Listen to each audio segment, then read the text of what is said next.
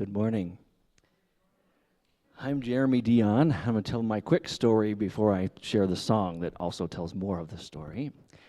My husband John and I have been members here for about 3 or 4 years. You may know I'm a psychotherapist and also a singer-songwriter. So I just put out album number 5 and take that part of my life very seriously. On the Power of Story Sunday, one of the stories that in my own life has been the most interesting and challenging is that I had a wife before I had a husband.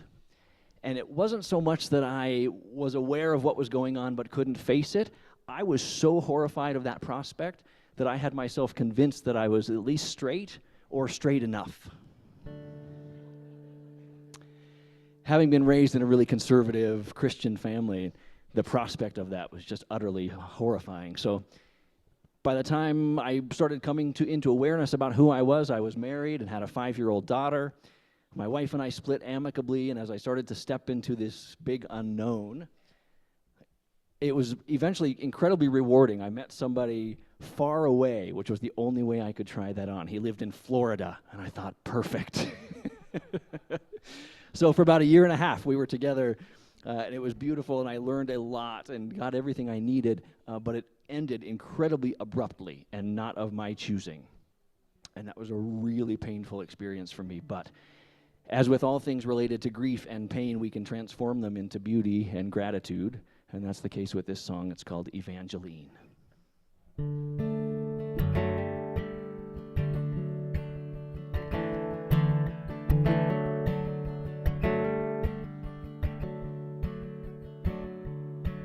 An ocean town, in the kind where you're known around, and everyone heard what your sister said last night. In the days before, I was standing outside your door, hoping there's a way to make this turn out right. Evangeline, Evangeline, either bring the water or the gasoline. Pay no mind to all you've seen. Please bring the water, Evangeline.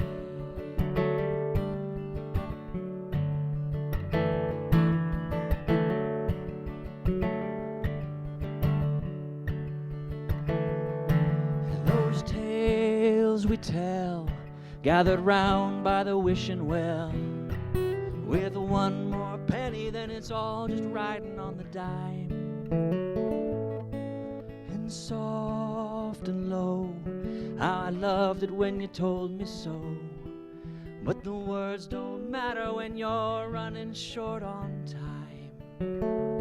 Evangeline, Evangeline, either bring the water or the gasoline.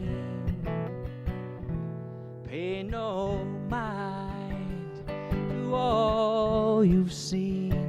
Please bring the water, Evangeline.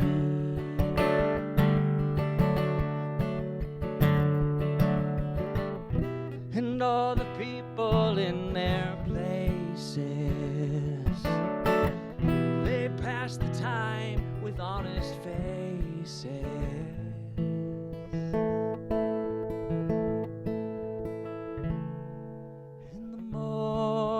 Bird had me hanging on to every word, but not a tear before she flew away. We love the same, but that picture never found the frame. Now I'm aching, baby, and I'm begging you to stay. Evangeline, Evangeline, bring the water or the gasoline. Pay no mind to all you've seen. Please bring the water, Evangeline. Please bring the water, Evangeline.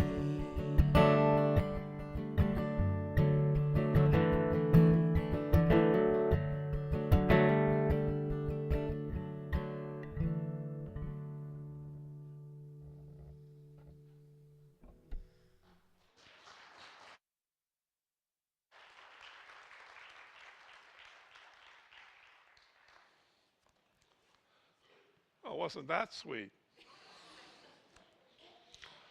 Good morning and welcome to Boulder Valley Unitarian Universalist Fellowship on this first Sunday of 2025. I'm Larry Lavender, your service associate today. My pronouns are he and him. I'm joined by Reverend Barbara Queeman, our interim minister. And today's music is provided by Tad Courier, Amy Austin, Clara Kelly, and we just heard Jeremy Dion on the guitar, and sweet Angeline. As I say the welcome words today, those of you on Zoom could shift into gallery mode and scroll through the screens to experience the beauty of this congregation. Those in the sanctuary, look around and open your heart to the community gathered here. You are all welcome here today. And all the beauty of accents and cultures, skin tones and shapes and sizes, gifts and challenges that come together in your uniqueness, you are welcome here. In the beauty of who you love and how you love, you are welcome here. In all the ways that you keep it together, and all the places you are from, you are welcomed here. With all of the traditions that inform your spiritual life, you are welcomed here. No matter how long you've been away, nor how long before you will return, you are welcomed here. Whether you come with a light heart or weighed down by concerns, you are welcomed here. You are invited to join us with a curious mind, a loving heart, and a willing spirit. We welcome you all today. We acknowledge that the land surrounding us is the stolen territory of the Arapaho people, and that many native peoples lived on this land for millennia before the arrival of white settlers. If you are new here, we're glad you found us and hope that this community, whether you're with us in person or virtually online, you can experience the warmth and love of this congregation. Please come back a few times to really get to know us. We have many opportunities during the week for social connection and spiritual growth. Those on Zoom can check out the links in the chat to help you get connected. And those in person can stop by the welcome table in our foyer, or foyer, if you're English, for fellowship information and our newcomer form. It's also on the QR code in the back of the gray hymnal. Those on Zoom can see a simple order of service by clicking on the link in the Zoom chat. Everyone on Zoom is welcome to stay for casual conversation following the service. If you are here in person today, you are welcome to the coffee hour in Fellowship Hall. If you are easy for me to say, if you're joining us on Zoom, please feel free to greet each other in the Zoom chat. And if you're a newcomer, let us know so we can greet you. We love to know who's with us on Zoom. Those of you in the sanctuary, please take a moment to greet your neighbor. And when the music stops, please cease and desist.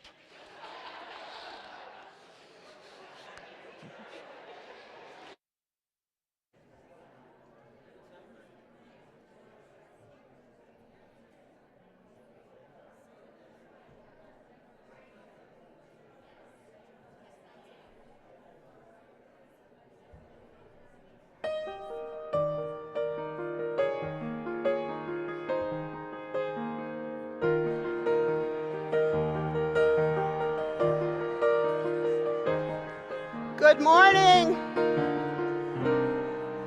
Good morning. Good morning. Good morning. A good morning. A good morning. I can tell you haven't seen each other over the holidays. Good morning, everyone. I am Reverend Barbara, the grateful minister of this congregation. My pronouns are she and her. As we light our chalice this morning, the symbol of our faith, I invite you to say our words for the chalice lighting as Larry lights the flame. We light this chalice for the warmth of love,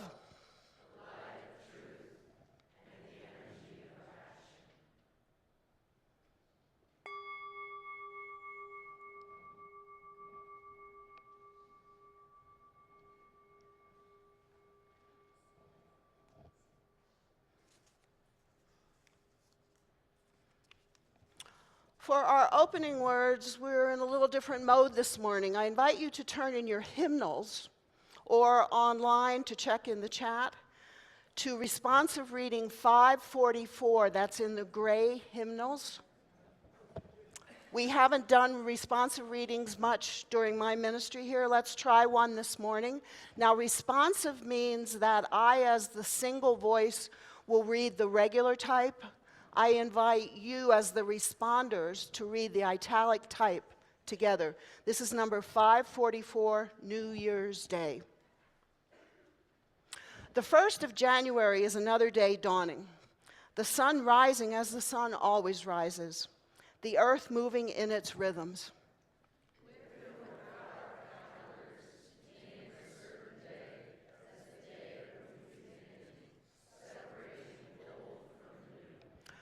So it is.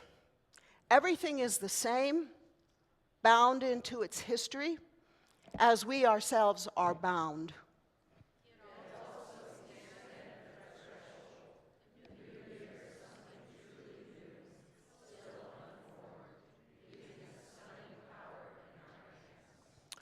What shall we do with this great gift of time this year?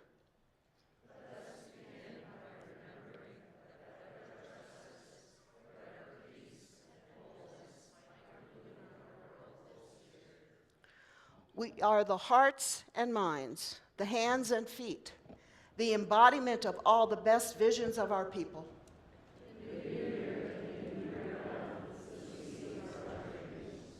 Let us take the step forward together, onto new ground.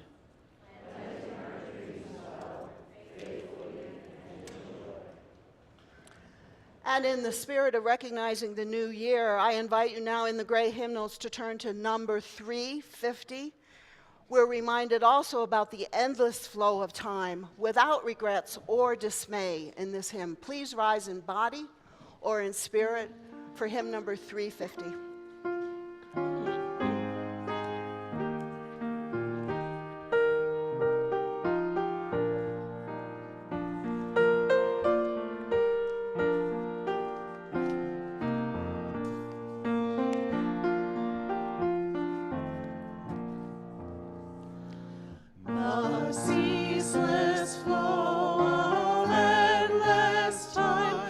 No one can check or stay.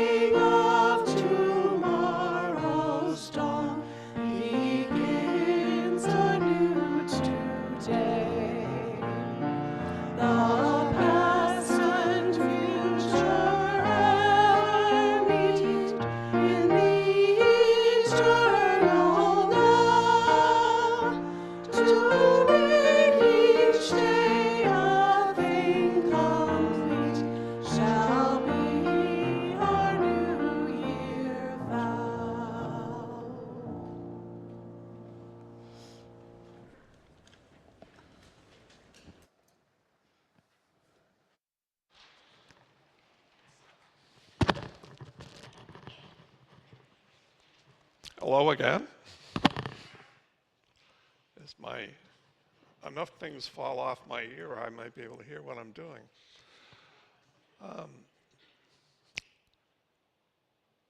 Beloved community, the Soul Matters and worship theme for January is living love through the practice of story. So I'm going to tell you a story. A story about my story. Stories. It's the ones I know the most about, so I figure I'm qualified. I often thought that my story was a history, punctuated with events, with dates, names of family, friends, and co-conspirators. But my story is fraught with dreams, fears, joys, traumas, struggles, victories, and losses that often only I knew. Sometimes I might have let those closest to me in on some of my private stories. But they often couldn't connect to the urgency and vividness of my internal perceptions. To be clear, I often misread their stories or colored them with my paintbrush. So, eventually, I stumbled upon poetry as a medium that gave me a way of hearing and a means of exploring my emotional life and throwing light on the conundrums of my experience, how my story fit or didn't fit within my family of origins story, or my religions, my communities, my ecosystems, my country's stories. It gets complicated. With all the changes I have lived through in my 75 years, the choices and consequences, the technological, cultural, and political upheavals sometimes overwhelmed my stories like a tidal wave hitting a shoreline. There have been moments of insight and regret, disasters to recoup from, and successes to relish. As Maria Popova observed about poetry, quote, "Under poetry's slow seduction, I came to see how it shines a sidewise gleam on the invisible and unnameable regions of being where the truest truths dwell, the most difficult and the most beautiful."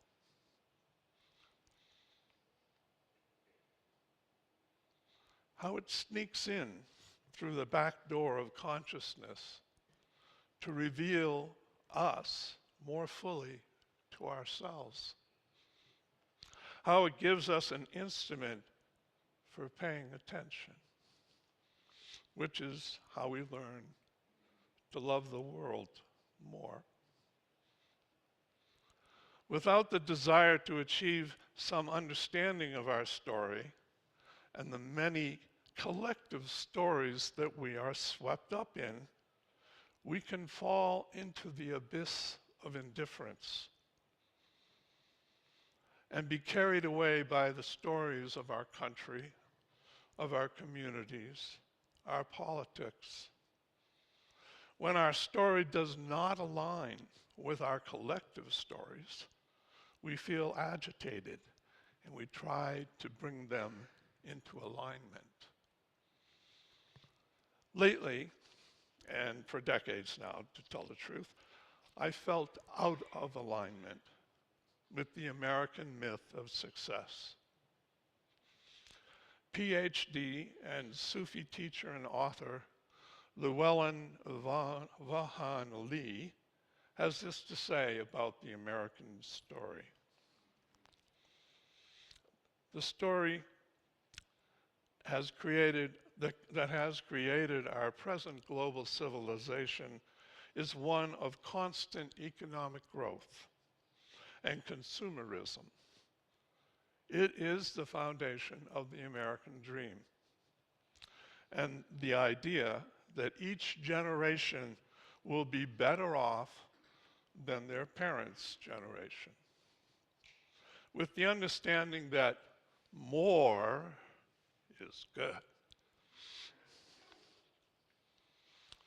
That story has lifted millions out of poverty.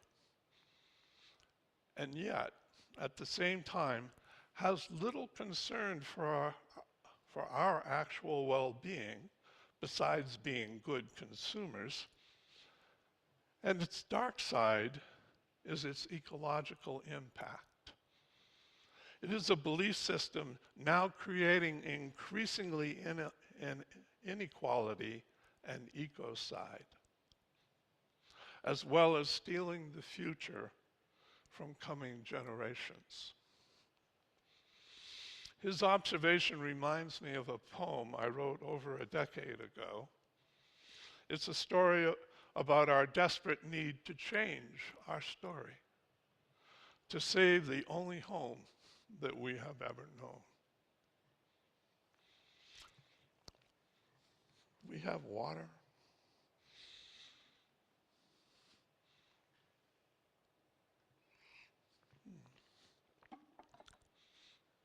Boiling in Inertia by yours truly. Between home and the horizon, present needs trump the far-off future.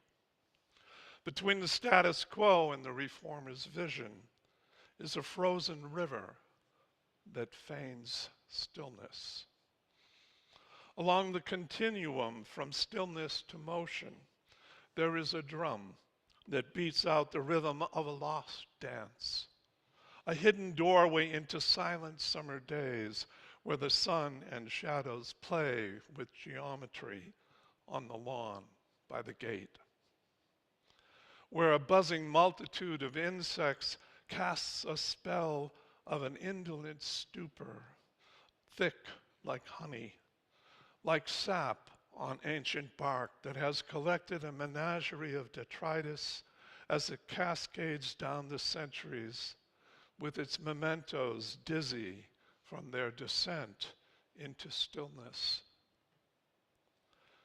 We are stuck in a sepia-colored photograph, like bugs trapped in amber, our dying struggle preserved for all the puzzled future to gawk at.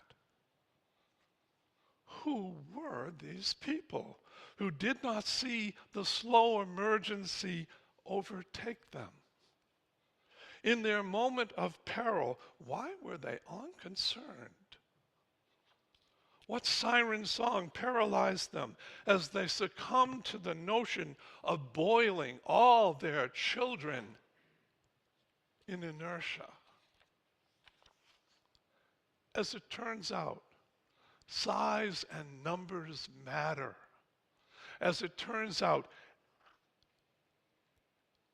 everything is connected in a web of interdependence. We must see that, or all is lost. Desperately, scientists scour the heavens for a new planet, hoping that going there will be easier than staying here.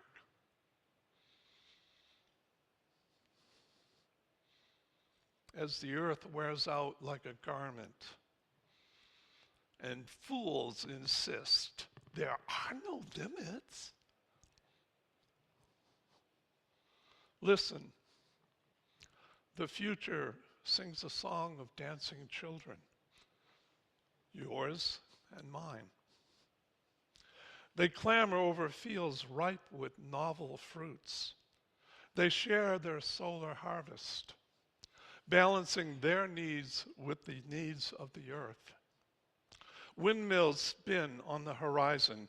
Everywhere there are ground source heat pumps, solar gardens, electric vehicles, and bicycles, and fewer, but calmer, happier faces. A drum is calling out a bouncing beat, and children play amid high heaps of history-laden detritus that cascades down the centuries beside us through the secret door you and you, all of us,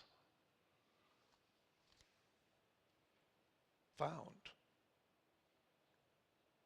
We found it amid the shadows on silent summer days as the sun and shadows played upon the ground. Between the horizon and home, there is a balancing point called kindness.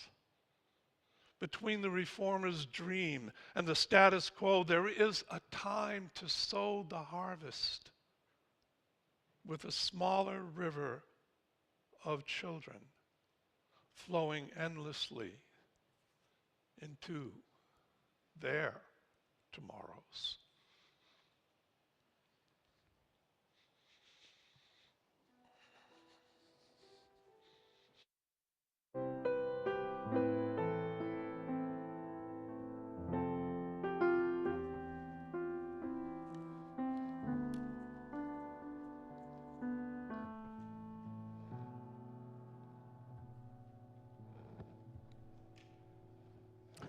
My friends, this is now the time in our service for the sharing of the personal, the joys, the concerns, the hopes, the disappointments. I invite you to come forward in this room, as you often do, lining up here in front of the table. Online, type your joys and concerns into the chat.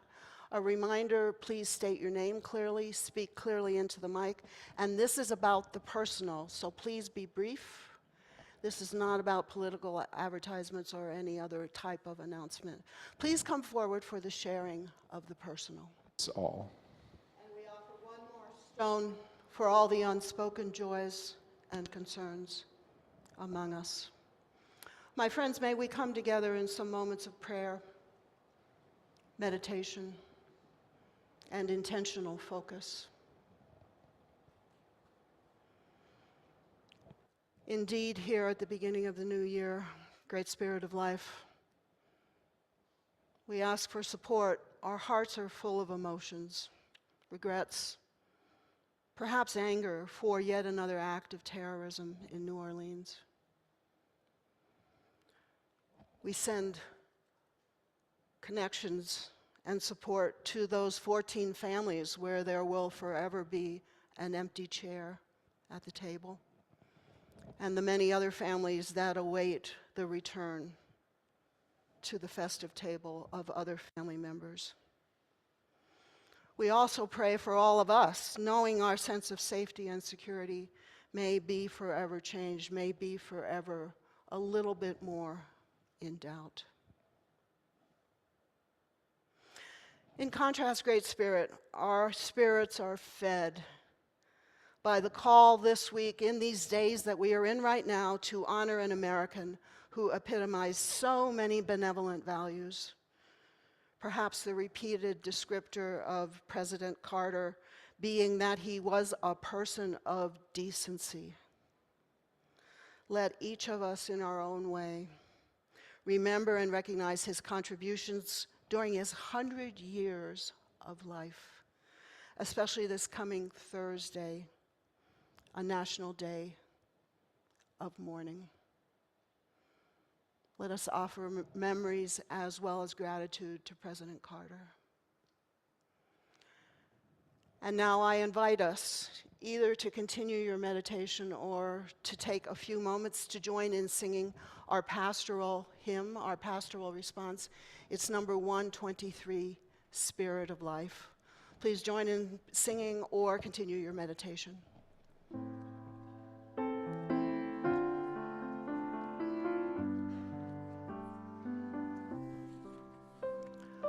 Spirit of life.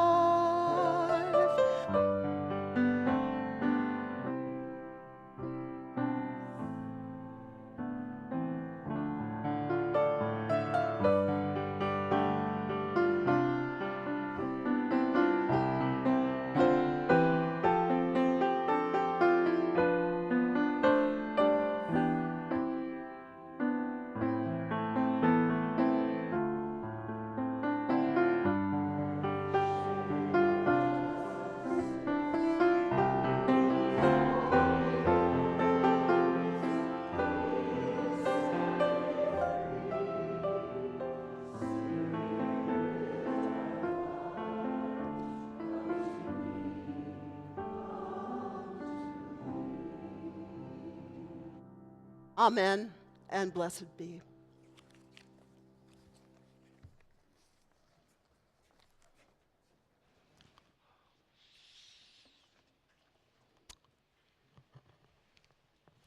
Each week, we remind ourselves of the abundance of our lives and this community by giving half of our plate away to those organizations that share our values.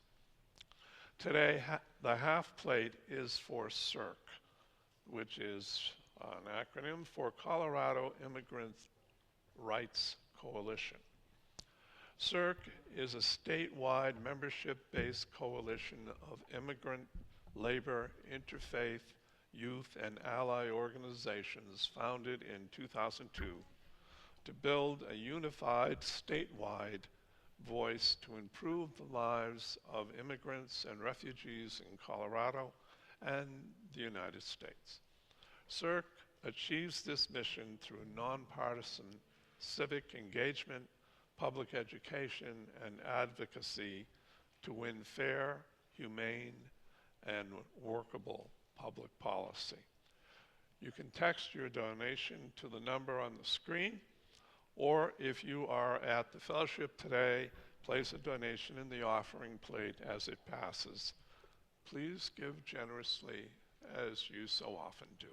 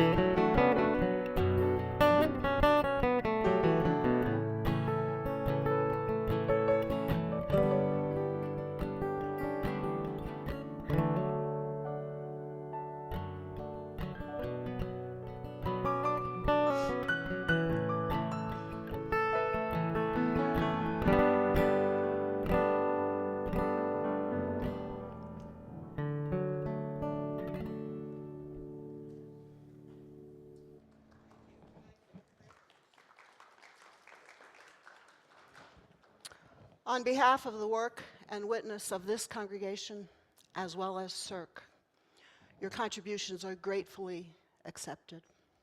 Got it.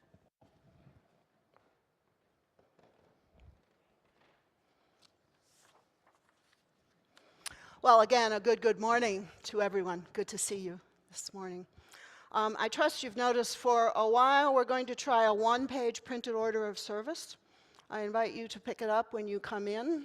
I'm offering this as one of the transitioning habits here, trusting that you can go away perhaps with titles in print, for example, or on the back some information, especially for visitors, about how to contact leadership in this congregation. So it's one of the interim things we're trying out.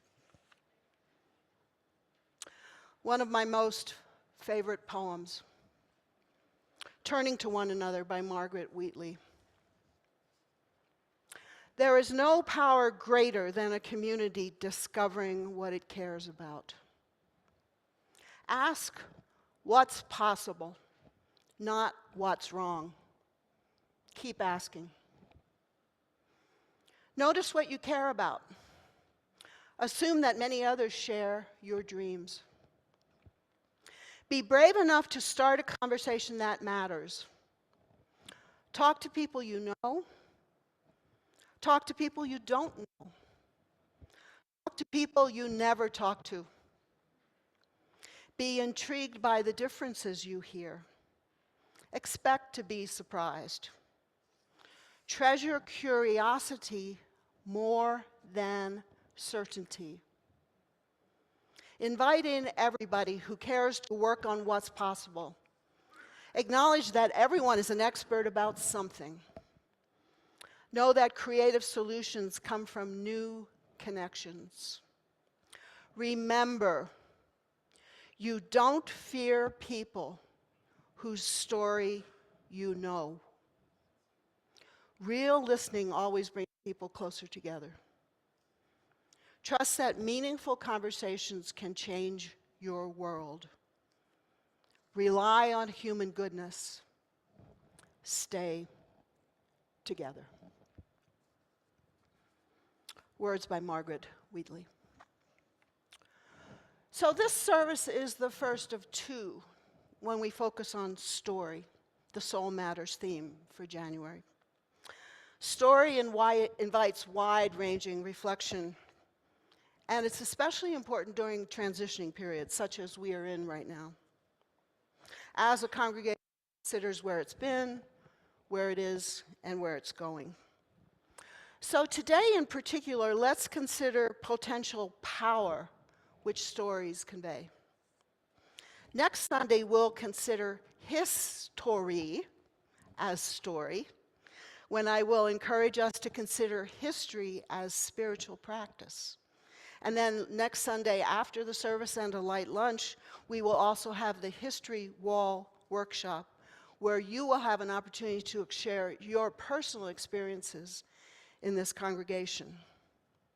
And I also trust many of you in Soul Matters groups will look at how to live love through the practice of story in your small group covenant groups this month. So we hear a lot about story these days in the media, in academic writing, in personal conversations. Some of you know that among the volunteering I offer this denomination is as a UU historian. Increasingly over the past decades, historians approach the discipline of history through a lens of story. Some of my long-standing history work for myself is writing a biography of an early woman minister, Lydia Jenkins. What I've learned is approaching her life through story, in contrast to just a chronicling of the recitation of her life events, truly enlivens and humanizes my approach to telling her story. Stories are also becoming more and more integrated into ministers' vocabulary. I've noticed among my colleagues, there's much more storytelling in sermons these days. What do we mean by story? Again, so much to say. Let me offer a few responses. A story can be real, that is nonfiction, or a product of the imagination, fiction. A story may have identified creators, individuals, authors, artists, or perhaps a collective community with many contributors not identified by name, who infuse their particular voice into a story. Then there's also receivers, readers, listeners, folks living the experience of the story, each of whom filters the content and the meaning through their own particular ears and eyes. Also, a story is a sequence of events, usually connected in some way, so there's some shape, usually a beginning, a middle, and an end, often including conflict or tension, which may ultimately be resolved or at least progresses. I expect we're especially drawn to stories that end happily ever after, even as we often refer to them as fairy tales. Many stories have characters and a setting in a geographic location, a time period, social or political or artistic context, and more.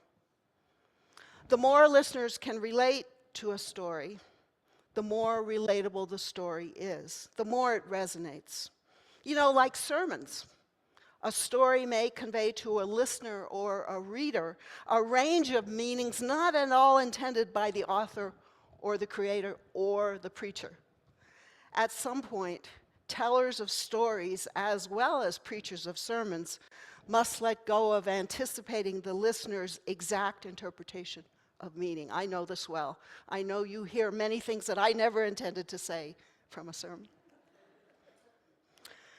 Stories are conveyed through many means, perhaps written, in brick and mortar format, or online, maybe verbally or visually, through the movies or YouTube or live storytelling. The Moth is currently a popular radio program, if some of you know about that storytelling. I love listening to The Moth. Without writing or speaking a word, stories are also conveyed through observing, such as a story of global warming when we look at Mother Nature. Stories aren't only prose. Poetry has amazing power to convey stories, as Larry has demonstrated. As the poet Mary Oliver wrote, she hopes her writing is so simple that we know the poem is her story as we begin to read our own story into any one of her poems, as if our story came from her heart. Poems and stories, they connect us. They bind us together. Now, I admit I have concerns about the increasing habit of soundbite storytelling. Anybody get a sense of what I mean? Especially over social media. Telling just snippets of a larger event, excerpted to satisfy particular agendas or purposes of a storyteller, such as we heard during last fall's political campaign. Or just the other day following the horrific New Year's Day attack in New Orleans. Or just on the radio coming over this morning, I heard the soundbite story that, you know, those homeless people, they squat in our parks and do drugs. Soundbite story. Yeah. Concerns about such soundbite storytelling is valid because stories convey great power, whether they're short or long. As our Soul Matters material for January tells us, it's important to be aware of the power in the stories we tell. We hope the use of power in our stories is for good, but all too often we hear stories, especially those sound bites, intended for ill intent, or for maligning, or for degrading. But as for the positive, let's look at it positively. Consider the power implied in one of the final lines of the reading by Margaret Wheatley I offered. That we don't fear people whose stories we know. We don't fear people whose stories we know. Take that away, friends, if nothing else this morning. We don't fear people whose stories we know. Powerful words. Because deep listening to another's story brings us closer together, even if we don't agree with the other. Stories can change who we are. They can create worlds we were never able to imagine traveling or living in. Stories can be healing, reminding us we're not alone. We share experiences with other humans now and maybe through history. There's also power in just vocalizing a story rather than only thinking it in our minds. Vocalizing makes a story tangible. In vocalizing a story which has been swimming around in our minds, we may become more aware of that story's influence and power on us. Some of you who join Circles of Trust in the coming weeks may experience this. In saying aloud a story or a viewpoint or a belief that you've never said aloud before, especially in the presence of another person, most likely that will change your relationship with that thought or that story. Indeed, there is power in the telling, different from only the thinking of a concept or a story. Another common way of talking about story is through the concept of narrative. Narrative in some concepts is just a trendier way to refer to story. If you say narrative, you sound a little bit more postmodern, you know? The two concepts, story and narrative, are interchangeable, yet there's some differences which I often hear and which I use myself to distinguish the two. A story is more often closed and predictable. It has a beginning, a middle, and an end often. And each time the story is told, it tends to come out the same way, or it may come out the same way. How many children's stories are represented in this room right now? And how many times have those stories you read to children come out the same every time you've read them? Over and over. I wager green eggs and ham ends with thank you, Sam, I am, right? Comes out the same every time. Even live storytellers often tell a given story the same way. In contrast, the concept of narrative is more open-ended, often with greater variety and flexibility, as is more dependent on the lens with which we observe the story being told at any given point or location. Like a story, a narrative can have a beginning, a middle, and an end. But we may jump into the flow at different points. And as the narrative flows on, as it reaches a new point of resolution, we may jump out at any point. A story is more localized. A narrative is broader. For me, the concept of narrative is more personal or personalized. In fact, the poet John O'Donohue described narrative as like a river, which we can jump into at any point and bail out of at any point, and on which we encounter surprises as the river carries us forward. So I'm wondering, next Sunday during the History Wall workshop, perhaps you will experience your memories of this congregation as part of a flowing narrative, which begins when you jumped in at whatever point you joined this congregation. But like story, narrative also conveys power. We may carry within us long-standing and perhaps inaccurate narratives from others we've heard about ourselves, perhaps consciously, perhaps unconsciously. Those narratives may influence our actions, our feelings, even our views on life, our images of ourself. Did any of you as a child create a narrative about yourself? Or hear about yourself from others, which influence your actions, your emotions, your relationships? Shifting the narrative away from any negative attributes or inaccurate explanations can shift the realities of our lives. Equally important, shifting inaccurate or incomplete narratives about others, especially about any marginalized identities of others, also can shift our relationships. Early narratives can shape an entire outlook on life. Consider how different it is for a child whose life narrative is being loved and affirmed and told they're beautiful from a narrative of being unwanted or burdensome or less than beautiful.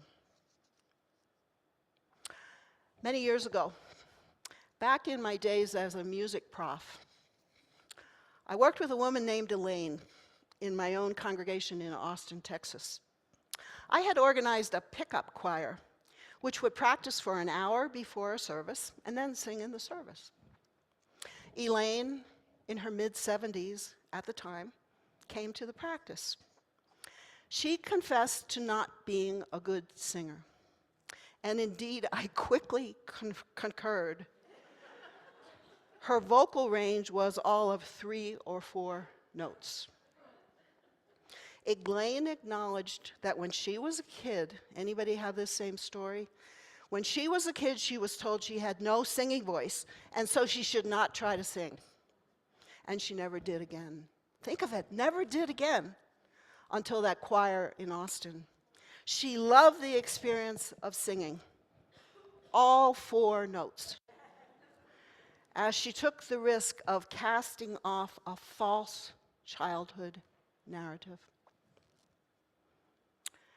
As we approach Inauguration Day on January 20th, let us stay alert to any false narratives which attempt to persuade us that persons of particular identities, perhaps migrants, or LGBTQIA+, or trans and non-binary, or women needing reproductive health care, or persons with disabilities, or persons from public life who stood up for countering the attack on the Capitol 4 years ago, represent threats to the American way of life. Let us push against those false narratives.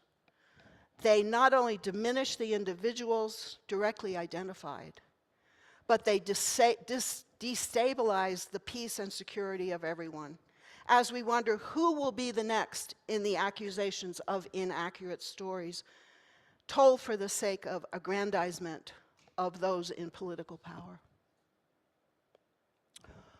For the rest of the sermon, I want to focus on particular insight about a story I first heard about a decade ago in a TED Talk called "The Danger of a Single Story." The talk is by Chimamanda Ngozi Adichie, a Nigerian storyteller. Now, I printed her name on the back of the order of service, so you can go away with that information. Chimamanda Ngozi Adichie. I had thought about showing some of her TED Talk during the service, but it's 20 minutes. It's hard to excerpt just a piece of it. So I encourage you on your own time to Google "The Danger of a Single Story." Many copies of it available on the internet.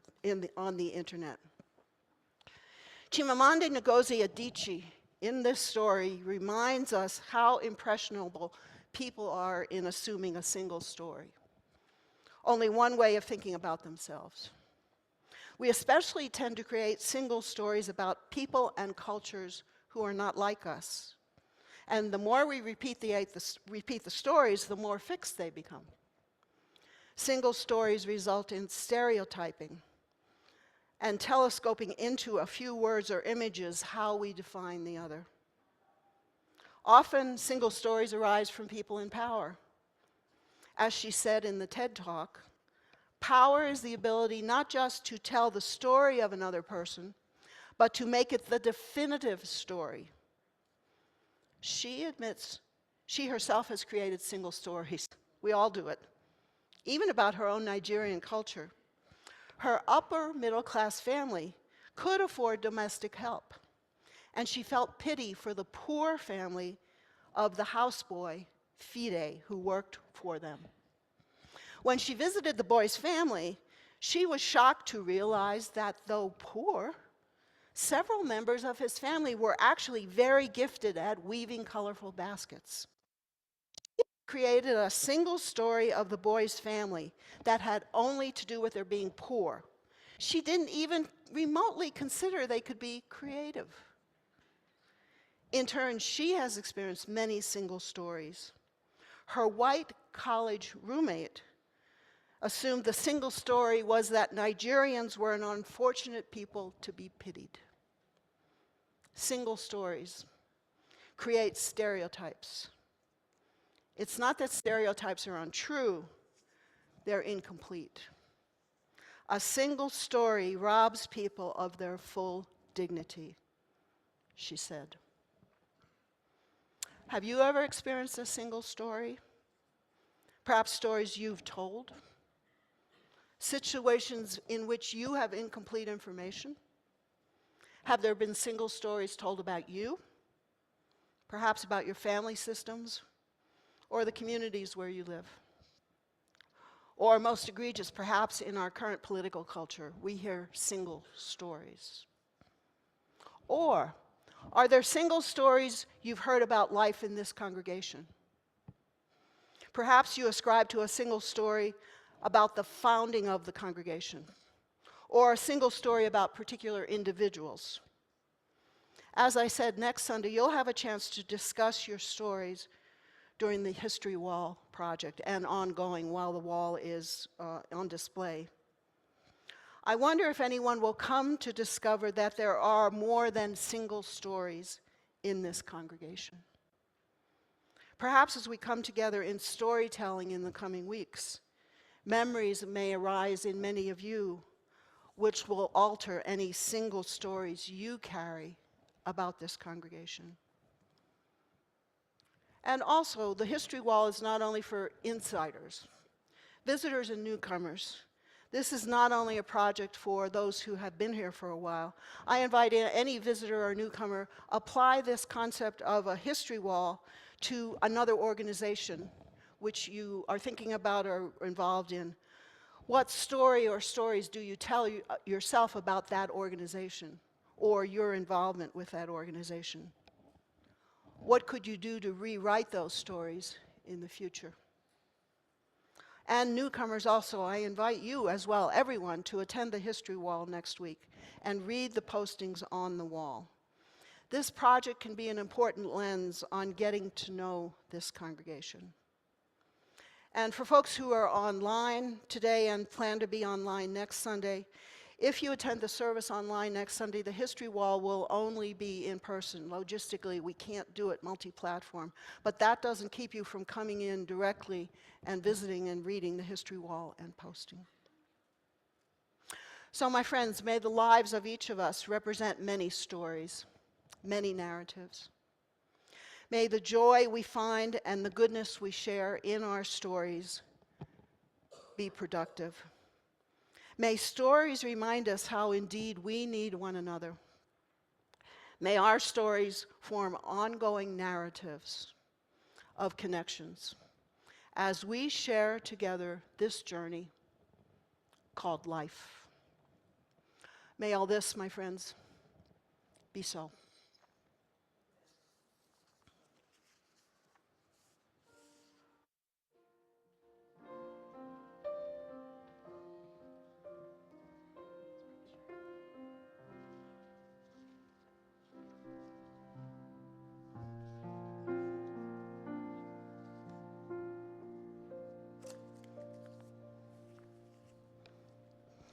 And to conclude our service, I will invite you again to rise in body or spirit, this time in the teal hymnal, number 1007. There's a river flowing in my soul. Let's rise in body or spirit to sing about these flowing stories and rivers.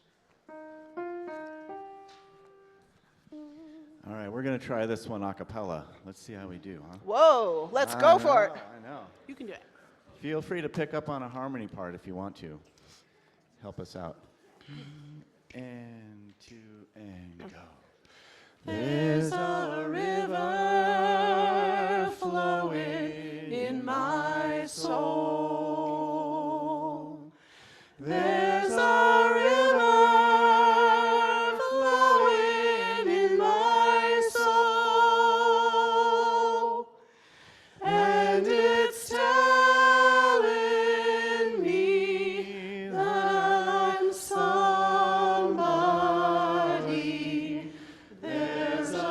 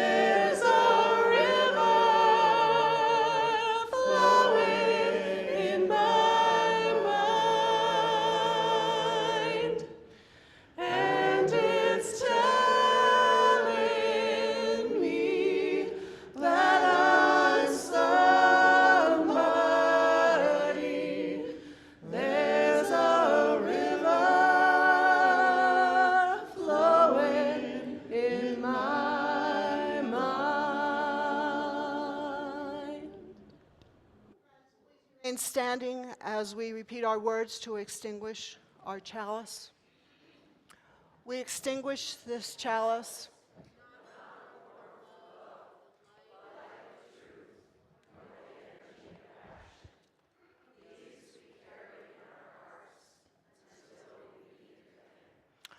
I invite you, as you wish, to reach out and touch the arm, the spirit, the soul, the shoulder of someone near you. For those of you who have come here seeking God, may God go with you. For those of you who have come here seeking life, may life return your affection.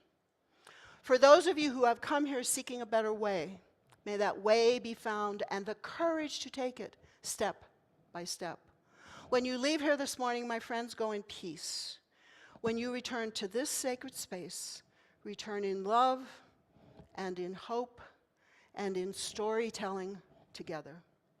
Amen, shalom, salam, namaste, blessed be. And I invite you to resume your seats in the spirit of change for a while now. We're going to invite members of the board to offer the morning announcements. I invite the president of the board, Robin Rathwig, to the pulpit.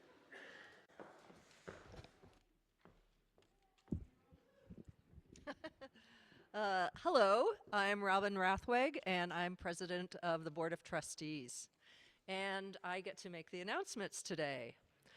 The first one is after service today at 11:30, Kitty Kalebarn will be leading conversation on parental well-being. Parents, former parents, grandparents, non-parents, and people who would like to support parents are all welcome to attend. We'll be watching a short video and then having a discussion. Childcare will be provided until 1:30, and snacks are available. That'll be here in the sanctuary. So go get coffee, snacks, come back in here. Oh, it's already 11:15. It's supposed to start at 11:30. It might be a little bit later than that, but you're all welcome to attend and join that discussion. And now, if you want to, you could get out your calendars and make note of these. Next Sunday after service, everyone is invited to the History Wall workshop, which Dr. Reverend Barbara already shared with us. There will be a light lunch in the fellowship hall, and then the History Wall workshop will be right here. And it's an important activity of the interim ministry, which is helping our congregation claim and honor the past. If you have questions about it, you can reach out to Reverend Barbara or someone on the transition team. If you're on the transition team, maybe raise your hand. Okay. Take note of those people. They're helping a lot with all these different interim things. And the next thing is you can put this on your calendar, save the date for the meeting of the minds and hearts. This is our annual midwinter all-congregation gathering that we have every year. And this year it's going to happen on Saturday, February 1st from 9 a.m. to 11:30 a.m. And this is a time of community connection, and we're going to start collaborating on creating the all-fellowship covenant. Food will be provided, as will childcare. And we hope to see a really robust attendance on that Saturday morning. Thank you very much, and have a wonderful day. Robin, so it's Jeremy again for the postlude. I am going to play my song. I'm totally aware of what time it is and how long y'all been sitting, so I'm going to invite you to make your way to coffee. You don't have to sit here and listen to the whole song. If you want to, you can. It's a story about how my grandparents first met, 1942 in Grand Forks, North Dakota. They were engaged 2 weeks later and married for almost 70 years.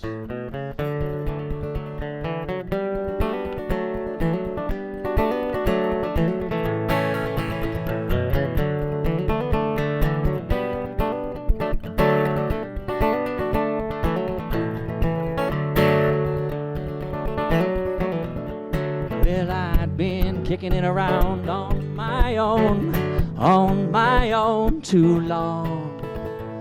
In 1942, the old blue moon, they all always played my favorite song.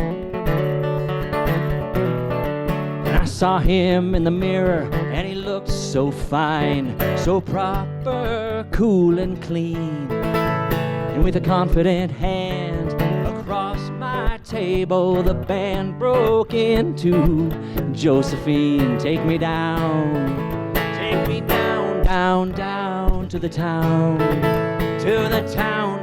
town, where everybody's gonna be dancing up on a Friday night.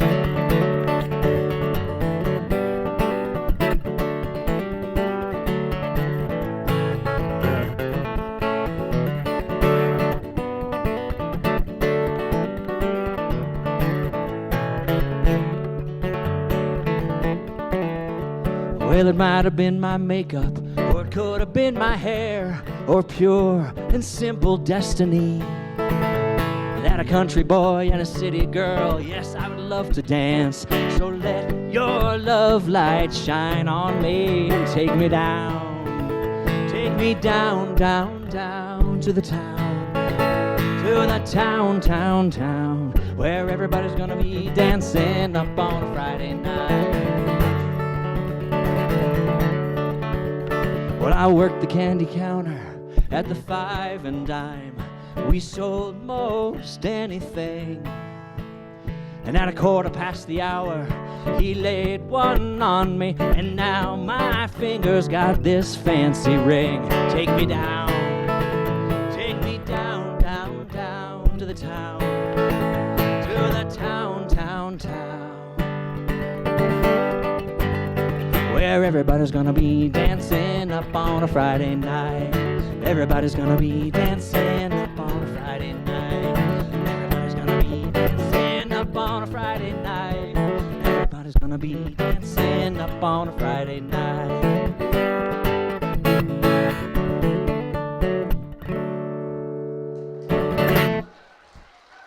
Thank you very much, everybody. If you like those songs, you can find them out there in all the places that you listen. Just spell my name right. Have a great Sunday.